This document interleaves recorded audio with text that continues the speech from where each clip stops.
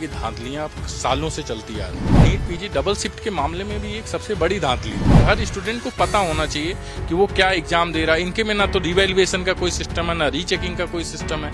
इस तरीके की कोई व्यवस्था नहीं। ये अपनी तरफ से कोई मेहनत नहीं करना चाहते। वो कहते हैं जी हम उसी में से देंगे, क्वेश्चन हम रीड नहीं करते। मेडिकल के जितने भी एग्जाम उसमें धांधली सबसे आम है। नीट पीजी विवाद खत्म होने का नाम ही नहीं ले रहा। आए दिन सुप्रीम कोर्ट में इसको लेकर याचिका दायर की जाती रही है। एक और याचिका सुप्रीम कोर्ट में आज दायर की गई है, जिसमें पारदर्शिता का आरोप लगाया गया है। यह याचिका 2 डॉक्टरों ने सुप्रीम कोर्ट में दायर की है। याचिकाकर्ता के वकील सत्यम सिंह राजपूत हमारे साथ हैं। आइए बात करते हैं। सर, याचिका में क्या कुछ मांगे की गई है? देखिए, इसमें गोपाल जी, इससे पहले भी ट्रांसपेरेंसी को लेकर के कई सारे मामले लंबित हैं। उस ट्रांसपेरेंसी में state of UP versus Bhavika Tiwari के केस में जस्टिस पारदीवाला ने आंसर की और जो है रॉ मार्क्स ये सब रिलीज करने का ऑर्डर दिया। अब उसको फॉलो करते हुए एनबीई ने आंसर की और इन सब का पहले एक नोटिफिकेशन निकाले कि जिसमें उन्होंने बोला कि क्वेश्चन पेपर के साथ वो आंसर की रिलीज करेंगे और वैलिड वही था। बट उन्होंने उस नोटिफिकेशन को तुरंत सेम डे वापस लेकर के नया नोटिफिकेशन निकाले कि हम इसको एक सिंबॉलिक मार्क करके जो है ओएमआर सीट की तरह निकालेंगे। क्योंकि देखिए, उसमें पहली बात तो क्या होता है, सबका क्वेश्चन पेपर सफल होता रहता है। एक चीज तो वो है। दूसरी चीज क्या है कि आप सिर्फ आंसर की देंगे, वो भी उसमें सिर्फ ये देंगे कि जिस तरीके से ओएमआर का ऑप्शन होता है कि आपने कौन कौन सा ऑप्शन फिल किया उस तरीके से। ये एक डिफिकल्टी है। जहां तक बात रही ट्रांसपेरेंसी की, तो ट्रांसपेरेंसी वापस आकर के वहीं अटक जाता है जब आप क्वेश्चन पेपर रिलीज नहीं करते हैं।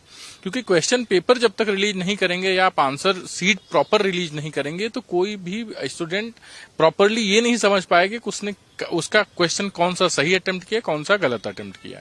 हमने इस याचिका में सबसे पहली मांग की है कि आप क्वेश्चन पेपर प्रॉपरली रिलीज करो, जिससे जो है क्या बोलते हैं हर किसी को ये पता चल पाए, हर स्टूडेंट को किसने क्या।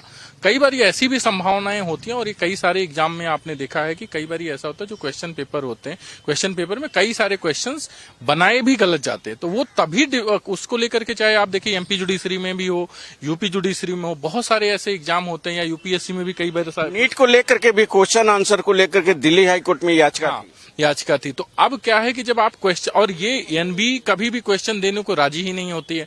ये कहती है कि जो है क्या बोलते हैं हमारे पास लिमिटेड सेट ऑफ क्वेश्चंस, हम उसी में से सफल करके देते हैं।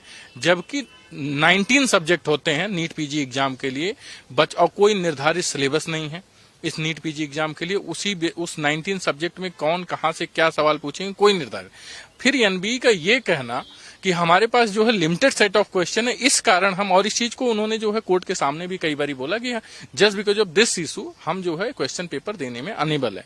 उन्हीं सब चीजों को लेकर के हमने उनका जो नया करंट नोटिफिकेशन आया है, जो सिर्फ और सिर्फ एक सिंबॉलिक तरीके से आंसर की रिलीज करने का, उसको हम चैलेंज किए हैं कि आप इसको पारदर्शिता की अगर बात है तो उसको प्रॉपर तरीके से आप लें। नई अधिसूचना क्या है और पुरानी अधिसूचना में क्या कहा गया? देखिए, नई अधिसूचना ये थी कि नई अधिसूचना में, तो पुरानी अधिसूचना की अगर बात, नोटिफिकेशन की बात करें तो उसमें तो आंसर की रिलीज से लेकर के कोई बातचीत थी ही नहीं।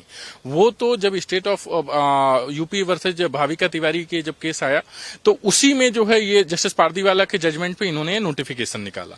लेकिन अब नई नोटिफिकेशन में भी क्या, पहले मैंने बोला ना 2 नोटिफिकेशन, एक में तो वो ये था कि जो है क्या बोलते हैं वो निकालेंगे सारी चीजें आंसर की के साथ, लेकिन उस नोटिफिकेशन को वापस लेकर के इन्होंने वापस दूसरा नोटिफिकेशन निकाला जिसमें वो वापस इसी तरीके से कि हम सिंबॉलिक तरीके से आंसर की रिलीज करेंगे, आप उसी तरीके से देखेंगे। उसमें बहुत सारी डिस्क्रिपेंसी आती है, तो वापस मामला वहीं का वहीं रह जाता है।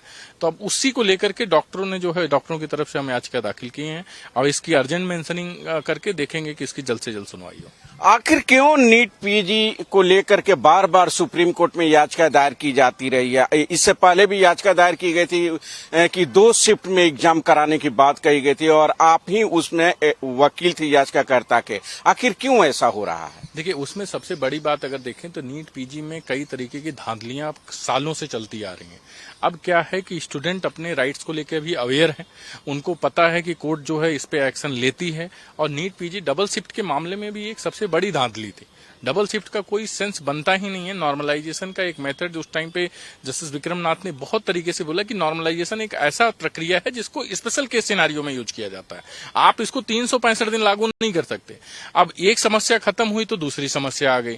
तो ये कोर्ट के साथ भी बहुत रिजिड रहते हैं और हमें लगता है कि ट्रांसपेरेंसी इतने बड़े, आप जब देश का एक हेल्थ केयर डिसाइड कर रहे हो, आप उनका भविष्य डिसाइड कर रहे हो, तो हमें लगता है ट्रांसपेरेंसी पूरी तरीके से होनी चाहिए और एक ओपेक सिस्टम होना चाहिए और हर स्टूडेंट को पता होना चाहिए कि वो क्या एग्जाम दे रहा है। इनके में ना तो रिवैल्यूएशन का कोई सिस्टम है, ना रीचेकिंग का कोई सिस्टम है, इस तरीके की कोई व्यवस्था नहीं है। यानी कि पूरी तरीके से स्टडी करके ये जो सिलेबस तैयार किया गया है वो तैयार नहीं किया गया, यह कहना चाहते हैं। हाँ, ये देखिए, ये तो कहते हैं कि जी हमारे पास लिमिटेड सेट है ऑफ क्वेश्चन, हम उसी को हर साल रीसफल करते हैं और देते हैं। मतलब ये अपनी तरफ से कोई मेहनत नहीं करना चाहते। वो कहते हैं जी हम उसी में से देंगे, क्वेश्चन हम रिलीज नहीं करेंगे। और दूसरी बड़ी बात है कि ये रिकॉल बेस्ड सिस्टम है। जब आप क्वेश्चन नहीं देते तो क्या करते हैं, कोचिंग सेंटर्स वाले क्वेश्चन पेपर रिलीज करते हैं, दो बच्चों से पूछ करके रिलीज तो करते हैं क्वेश्चन सेट।